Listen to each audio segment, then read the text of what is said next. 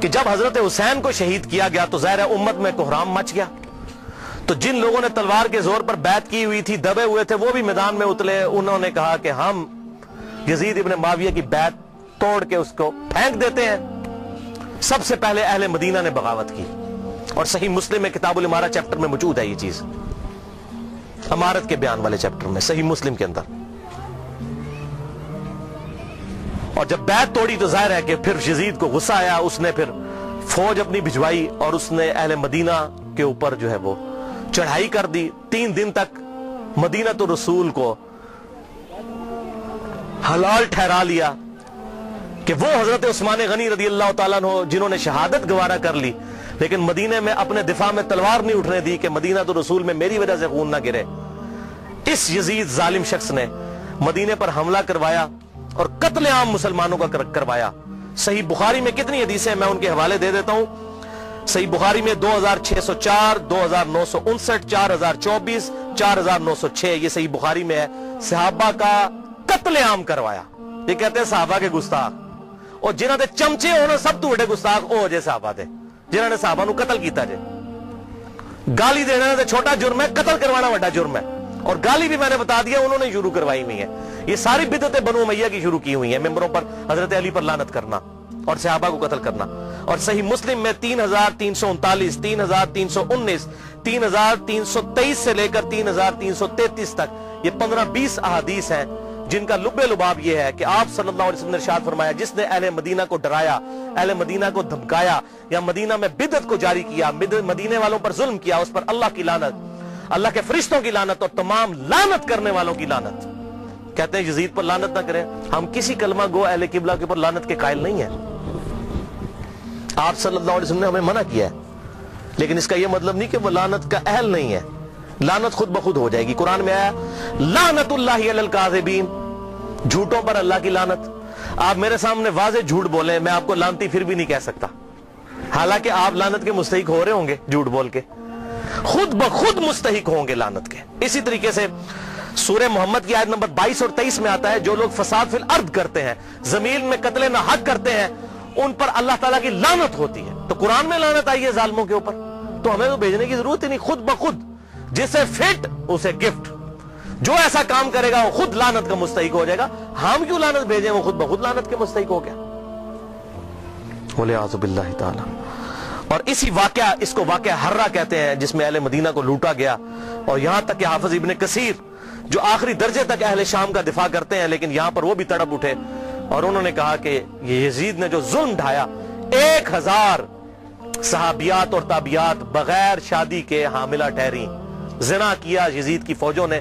3 دن تک مسجد نبوی میں گھوڑے باندھے وہاں پر پیشاب کرتے رہے اور مسجد نبوی میں نماز نہیں ہوئی. اور حتیٰ کہ پھر حافظ ابن کثیر تڑپ اٹھے جب مختار سخوی نے 22,000 قاتلین حسین کو ایک ایک لسٹ بنا کر قتل کیا، تو ابن کثیر کہتے ہیں کہ اس نے مسلمانوں کے دل ٹھنڈے کر دیے. ایک تو توابون کھڑے ہوئے 4000 کے قریب، لیکن وہ عبید اللہ ابن زیاد کا مقابلہ نہیں کر سکے. بعد میں مختار سخوی نے جس طریقے سے ان کو قتل کیا جو حضرت حسین کے خلاف کھڑے ہوئے تھے. اور آپ دیکھیں اس کا سرغنہ کون تھا؟ عمر ابن سعد ابن ابی وقاص، جنتی صحابی کا بیٹا. حضرت نوح علیہ السلام پیغمبر سے بیٹا کیا نکلا؟ کافر. کہتے نہیں صحابہ کی اولاد، او بھئی نبی کی اولاد سے بڑھ کر کون ہو سکتا ہے؟ حضرت نوح کا بیٹا کافر. تو اس کی وجہ سے حضرت نوح کو تو کوئی لعن طعن نہیں کر سکتا. اسی طریقے سے عمر ابن سعد جیسے سعد ابن ابی وقاص جنتی صحابی ہیں. ایک مجلس میں جن 10 صحابہ کو بشارت ملی ان میں یہ بھی شامل ہے، اور آخری وقت تک یہ حق کی آواز بلند کرتے رہے الحمدللہ. اب سعد ابن ابی وقاص میں صرف بیان کروں کس طرح وہ حضرت علی کے فضائل امیر معاویہ کے دور میں بیان کرتے تھے اور ڈنکے کی چوٹ پہ کرتے تھے، اور جو لوگ حضرت علی پر لعنت کرتے تھے ان کے وہ خلاف کھڑے ہوتے تھے. یہ پورا ایک ٹاپک ہے بخاری اور مسلم کے اندر، جو کبھی ٹائم ملا تو میں انشاءاللہ بیان کروں گا. لیکن بیٹا آگے دیکھیں کیا نکلا. اسی واقعہ حرہ پر امام احمد بن حنبل رحمۃ اللہ علیہ کا قول صحیح سند کے ساتھ اسی ابن جوزی کی کتاب میں موجود ہے، صفحہ نمبر 40 پہ، جو عربی میں نسخہ ہے، اردو میں آپ کو مل جائے گا. یہ امام احمد بن حنبل سے ان کے شاگرد نے پوچھا یزید ابن معاویہ کے بارے میں کہ کیا آپ یزید ابن معاویہ کے بارے میں آپ کا کیا خیال ہے. یہ اب میں آپ کو بتانے لگوں کہ اہل حدیث کا کیا موقف تھا. سب سے بڑے اہل حدیث اہل سنت امام احمد بن حنبل المتوفا 241 ہجری، جو اہل سنت کے بڑے ائمہ ہیں، بخاری اور مسلم کے استاد ہیں. اور وہ کیا کہہ رہے ہیں؟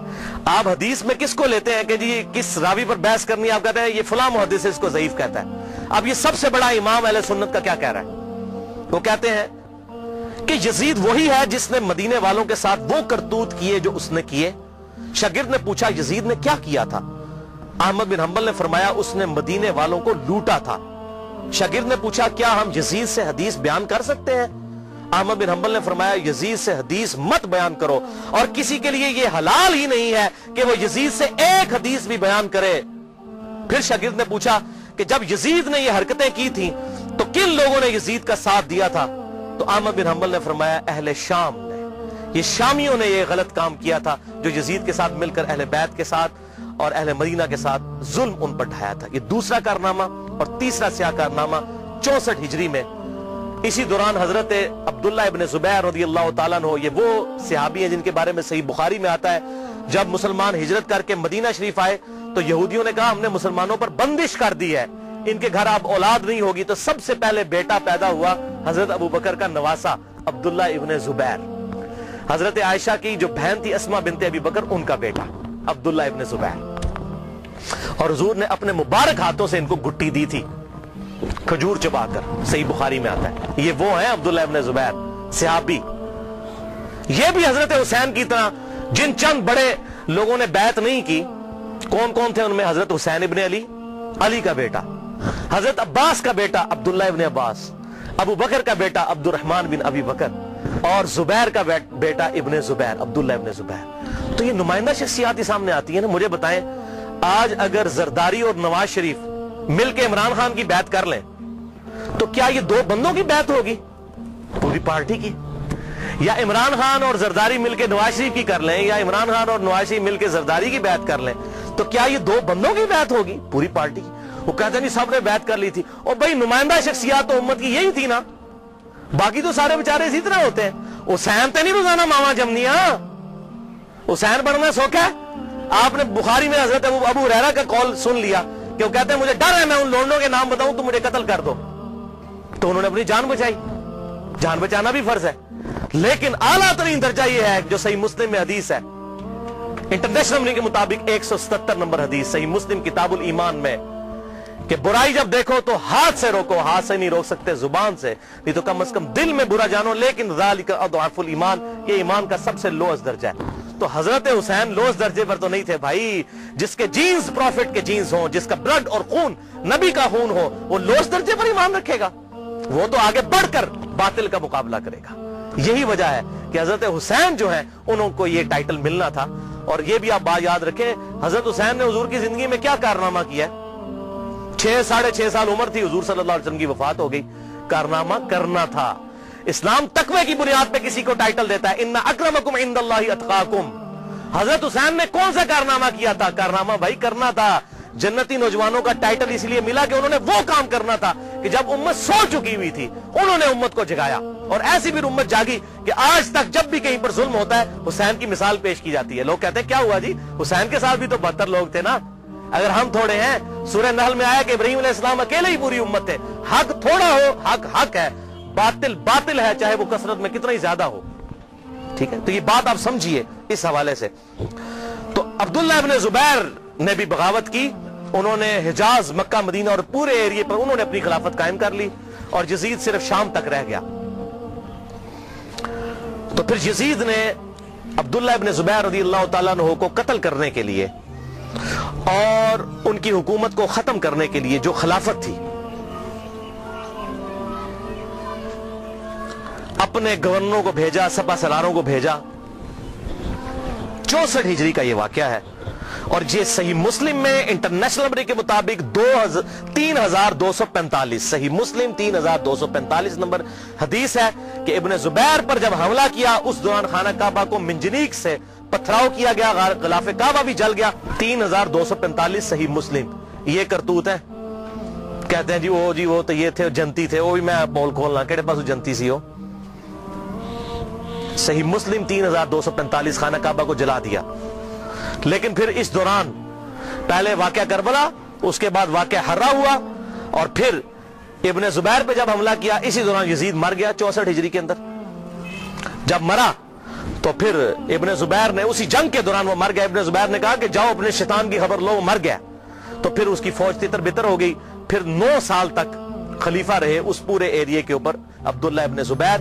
پھر جب عبد الملک بن مروان کے مرنے کے بعد بنا, اس نے پھر حجاج ابن یوسف کو بھیجا. پھر دوبارہ خانہ کعبہ پر حملہ ہوا, اور وہ بھی صحیح مسلم 6496 نمبر حدیث میں موجود ہے. پھر ابن زبیر کو حجاج ابن یوسف نے, جو اسی بنو امیہ کی باقیات تھی, اس نے قتل کر کے خانہ کعبے کے دروازے پہ ان کی لاش, صحابی رسول کی لاش لٹکائی 1 ہفتے تک کے لیے. صحیح مسلم 6496. ابن زبیر کو 74 ہجری کے اندر شہید کر دیا گیا. یہ بھی انہی کا کارنامہ تھا. اب یہاں پر میں کسی محدث کا فتویٰ, کسی محقق کا فتویٰ, کسی حکومتی ملے کا فتویٰ, کسی روزی روٹی چلانے والا دین سے اس کا فتویٰ نہیں, امیر المؤمنین سیدنا عمر ابن خطاب رضی اللہ تعالیٰ عنہ کا فتویٰ صحیح بخاری سے پیش کرنے لگا ہوں. انٹرنیشنل نمبر کے مطابق صحیح بخاری میں 6830. سیدنا عمر کا جب آخری حج تھا تو آپ کو کسی نے آ کر خبر دی, اس کے بعد آپ شہید ہو گئے, کہ لوگوں میں یہ چیما گوئیاں ہیں کہ جب عمر مر جائے گا تو ہم فلاں شخص کو اپنا خلیفہ بنا لیں گے, خود ہی چن لیں گے. اب یہ فلاں کون ہے, اس کو تلاش کرنا. یہ فلاں کون تھا خلافت کا لالچی؟ یہ آپ کے لیے اسائنمنٹ ہے.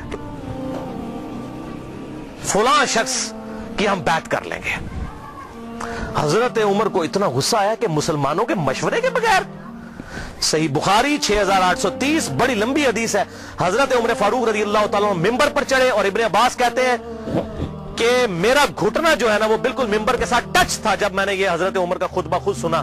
اور حضرت عمر اتنے غصے میں تھے, میں نے کہا کہ آج تو یہ, بلکہ صحیح بخاری اسی حدیث میں آتا ہے کہ عبد الرحمن بن عوف کہتے ہیں کہ آپ تو عرفات کے میدان میں خطبہ دینے لگے. تو میں نے کہا امیر المومنین, یہاں پر ہر طرح کے لوگ موجود ہیں, کوئی پڑھے لکھے ہیں, کوئی ان پڑھ ہے, تو آپ کی بات کا کوئی اور مطلب نہ لے لیں, آپ صبر کریں, مدینہ جا کے خطبہ دیں. تو مدینہ شریف جا کر پہلا کام حضرت عمر نے خطبہ دیا 6830. بڑی باتیں ارشاد فرمائی, اور پھر اس میں ارشاد فرمایا ورڈ بائی ورڈ, لفظ بائی لفظ حضرت عمر کے الفاظ. صحیح بخاری 6830. دیکھو, خیال رکھنا کہ کوئی شخص بھی بغیر مسلمانوں کے مشورے کے اور بغیر اتفاق رائے کے تم پر مسلط نہ ہونے پائے, ورنہ اس کا انجام قتل و غارت ہوگا. اور وہ آپ نے دیکھا کتنی قتل و غارت ہوئی. حضرت حسین کو شہید کیا گیا, واقعہ ہررا ہوا, پھر خانہ کعبہ کو جلایا گیا. پیچھے کیا رہ گیا؟ مکے کی حرمت پامال, مدینے کی حرمت پامال, اہل بیت کی حرمت پامال. اس سے زیادہ کیا کر سکتا تھا؟ اور حضرت عمر نے پہلی پیشن گوئی کی تھی مسلمانوں کے مشورے, تو وہ تلوار کے زور پہ کیا گیا.